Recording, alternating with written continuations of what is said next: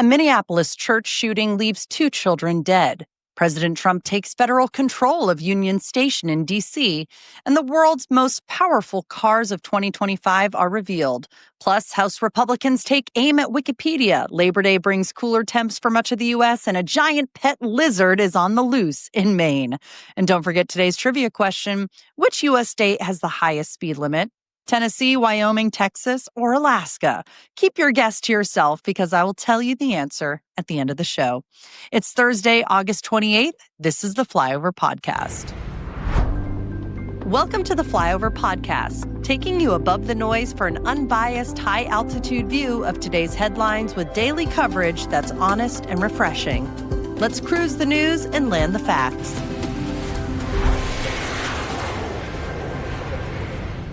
Good morning and welcome to the Flyover Podcast. I'm your weekday host, Ayla Brown. It's Thursday, which means that today is a big travel day for many who are trying to beat Labor Day weekend traffic. Are you going anywhere? Let me know in the comments section. Before you get too much in vacation mode, let's take off with the biggest stories of the day. A tragedy in Minneapolis. Police say a 23-year-old gunman identified as Robin Westman opened fire during a morning mass at Annunciation Catholic School. 2 children, just 8 and 10 years old, were killed, and 17 others were wounded, including 14 students and 3 elderly parishioners. Westman died by suicide at the scene. Investigators say the shooter left behind disturbing writings and had scrawled, quote, "Kill Donald Trump" on gun magazines. The FBI is treating the case as a possible act of domestic terrorism and anti-Catholic hate. The Trump administration has also taken control of Washington, D.C.'s Union Station, citing rising crime and the terminal's disrepair. Transportation Secretary Sean Duffy says the move is part of an effort to, quote, "make the capital safe and beautiful," with upgrades planned for security, retail, and renovations. The takeover follows Trump's federal control of the D.C. police and his deployment of National Guard troops. Some business owners say crime already feels lower and response times are faster, while critics argue it's a political stunt. Mayor Muriel Bowser noted that carjackings in the city have dropped by 87% since the federal takeover. And on a lighter note, if you're into horsepower, a new list is out ranking the world's most powerful cars of 2025. I already know I don't know how to pronounce this, but at the top is Kinosig Gemera. I'm so sorry. It's obviously very expensive because I don't know how to pronounce it. It's a 4-seat hybrid with an incredible 2,300 horsepower and a $1.7 million price tag. Right behind it are Croatia's Rimac Nevera R at 2,107 horsepower and Japan's Aspark Owl at 1,984. Electric power dominates the list, but U.S. models like the Tesla Model S Plaid and Lucid Air Sapphire also made the cut, with Lucid pushing 1,234 horsepower at a comparatively modest $251,000 price tag. See the full list, by the way, in the show notes below. And someone, please tell me how to pronounce that car in the comment section. Thank you. Here are your top political headlines. President Trump's approval rating has climbed 5 points to 45% over the past month, boosted by his rising support for handling of crime and the economy, according to a new AP NORC poll. That includes 53% approval for his crime strategy and 55% backing for National Guard deployments, an indication that his messaging on law and order is resonating. CDC Director Susan Monarez was fired less than 1 month after being confirmed and sworn in.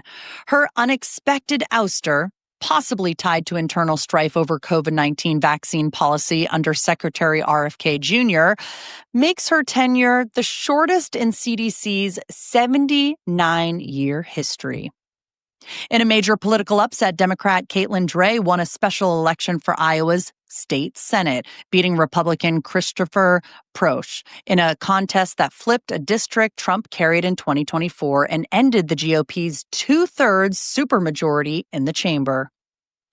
A White House official says fired Federal Reserve Governor Lisa Cook should go on leave until mortgage fraud accusations are resolved, a position Cook rejects as she continues to assert she cannot legally be removed.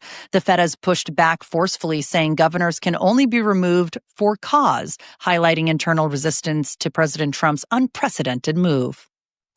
And a federal grand jury declined to indict a former DOJ paralegal accused of throwing a sandwich at a federal officer in D.C. amid protests against heightened policing in the Capitol. The rare refusal, making headlines for its satirical twist, is being seen as a sign of local pushback against aggressive federal tactics. We're brought to you by Native Path Hydrate. Most people know that staying hydrated is essential to nearly every bodily function, but 75% of Americans still do not consume enough fluid daily. As we age, natural bodily changes make staying hydrated even harder, especially without artificial additives or excess sugars. That's where Native Path comes in with extra help. Native Path's Hydrate is not just another drink mix. It's a thoughtfully designed formula packed with BCAAs and all 9 essential amino acids to help with muscle recovery and overall vitality. Plus, it's completely sugar-free and 100% natural. Unlike other hydration drink mixes that are designed for, marathon runners and contain upwards of 1,000 milligrams of sodium, Native Hydrate contains just 230 milligrams of sodium for optimal daily hydration. Free of artificial flavors, sugars, and dyes, it's only 5 calories per serving, and every order comes with a 365-day money-back guarantee, so you can try it risk-free. Visit nativehydrate.com/flyover to see what Native Hydrate could do for your health, or click the link in today's show notes. All right, here are some bonus stories just for listeners of the Flyover podcast. You're not going to find them in the email edition.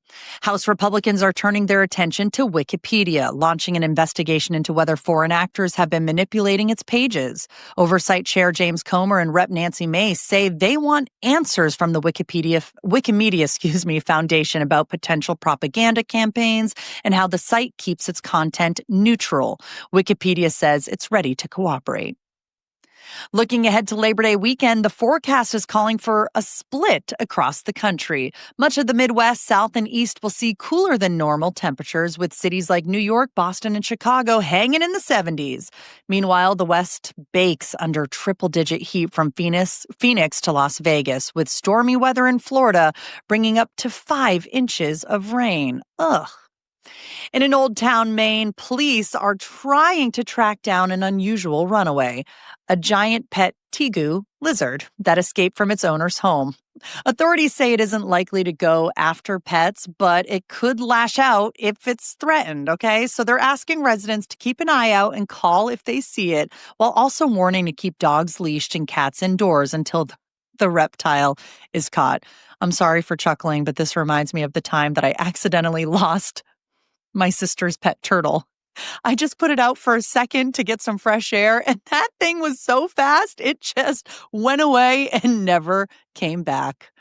Rest in peace.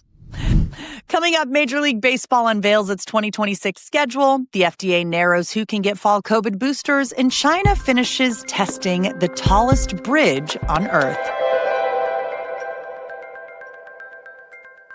In finance, Cracker Barrel stock jumped over 8% Wednesday after the restaurant chain backpedaled on its controversial logo redesign, opting to restore its classic old-timer logo. Analysts say the quick reversal helped regain customer trust, and even President Trump commended the move, calling the uproar a chance for free publicity, all amid calls from some customers for the CEO to step down over the botched rebrand. Amtrak is rolling out 5 new next-gen Acela trains between Washington, D.C., New York, and Boston starting today. These were years in the making, delayed by the pandemic and infrastructure challenges, but now promise speeds up to 160 miles an hour, plus upgraded Wi-Fi, USB ports, and more comfortable seating as part of a $7.3 billion effort to modernize Northeast Rail. And luxury outerwear brand Canada Goose may be going private. Its controlling shareholder, Bain Capital, has received takeover bids valuing the company at about $1.4 billion and is working with Goldman Sachs to oversee the process. Here is how the stock market did yesterday. Markets closed higher across the board on Wednesday. The Nasdaq gained 0.21%. The S&P 500 was up 0.24%, and the Dow rose 0.32%. Bitcoin inched up nearly 0.5%, while gold jumped almost 2% to $3,450 an ounce. The big day's mover was MongoDB, which skyrocketed nearly 38% after the database software company reported stronger than expected earnings and issued an upbeat forecast. Here's your sports news. Major League Baseball released its full 2026 schedule on Tuesday, setting the earliest traditional opening day in history. The season starts with the Yankees hosting the Giants in San Francisco on March 25th, followed by the full slate of games beginning March 26th. Key highlights include Rivalry Weekend, which will be May 15th through 17th, and an all-star game in Philadelphia on July 14th, the city's first as host and also timed to honor America's 250th anniversary. See the full schedule in today's show notes if you're a baseball fan. Speaking of baseball, tryouts for the Women's Professional Baseball League are underway at Nationals Park, with about 600 hopefuls from 10 countries taking part in drills, scrimmages, and bullpen sessions. Over to the hardtop, Dallas Mavericks owner Mark Cuban is casting doubt on NBA expansion in the U.S., warning that adding teams could dilute TV revenue and shrink the player salary cap. Instead, he says the league may be better off focusing on global growth, especially launching a presence in Europe based on broader international potential. And new data reveals that many European soccer clubs lose money, even the most successful ones. For example, Barcelona, the highest earning club in Europe, still generates about $30 million less annually than the average NFL team, highlighting stark financial pressures despite massive revenue streams. In science and tech, the FDA has approved fall COVID-19 boosters, but only for high-risk groups. That means people 65 and older, plus younger folks with underlying conditions like asthma or obesity. Previously, boosters were broadly recommended for anyone 6 months and older, but this year's guidance pulls back sharply. Some experts worried this could make access confusing, drive out-of-pocket costs for healthy adults and children, and ultimately lower vaccination rates among those who need protection. A family has filed a lawsuit against OpenAI, accusing ChatGPT of acting like a, quote, suicide coach to their 16-year-old son. They claim the AI didn't stop his downward spiral. Instead, it offered instructions on self-harm and even helped draft notes. The case raises serious questions about AI responsibility and the limits of how far tech can and should go in responding to mental health crises. And Spotify just added a slick new in-app messaging feature. You can now share songs, podcasts, and audiobooks directly with friends. No more switching apps to pass along the music or podcasts that you love. It is a small update, but it could make connecting over content a whole lot easier. And by the way, if you are listening to us on Spotify, make sure you try this feature out and share this podcast with at least 2 friends. Let's wrap up with some stories that you might have missed, but we feel like they're important enough for you to know about. China just load tested the world's tallest bridge, the Huajiang Grand Canyon Bridge, soaring over 2,050 feet above a canyon in Guizhou province, taller than the Eiffel Tower. It passed its final test as 96 heavy trucks crossed safely. When it opens late this year, it will dramatically cut a 1-hour drive to just 1 minute and help connect remote communities. Still kind of scary. Guinness World Records is celebrating its 70th anniversary with a fun challenge. They're calling on fans to attempt 70 unclaimed world records, from the fastest 400-meter sack race to the most high fives in 30 seconds. So if you've got a weird, wonderful talent, now's your chance to go for the gold. And get a load of Tolosa, a city from scratch. Backed by billionaire Mark Lohr, the plan is for a desert metropolis of 5 million people by 2050. Renderings show solar-powered towers, green rooftops, and walking-packed neighborhoods. It's meant to follow equitism, where land is community-owned and rising value pays for public services. I don't know. To me, it looks very sci-fi. Is this what the world is coming to? You should check out the article in the show notes below to see what I'm talking about. Here's yesterday's poll and the results. If you had to cut your screen time, which would you give up first? 42% said social media, 25% said gaming, 14% said streaming TV and movies, 10% online shopping, 6% research, and 5% said other. Thank you so much for voting. It looks like social media has got to go for most of us.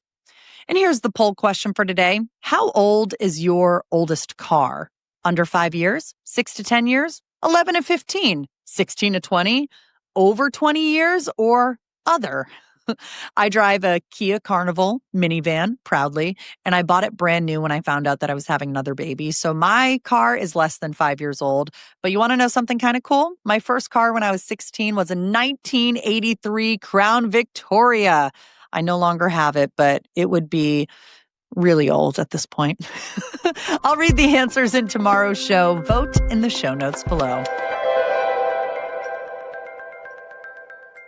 Speaking of cars and speed, here's the trivia question. Which U.S. state has the highest speed limit?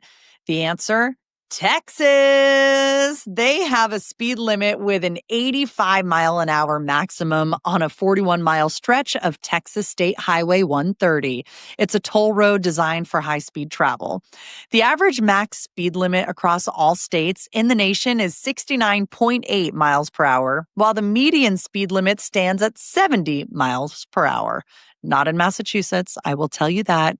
There's a maximum of 65 miles an hour here, and it is very annoying. I will leave it at that. Thank you so much to everyone for tuning into the Flyover podcast today.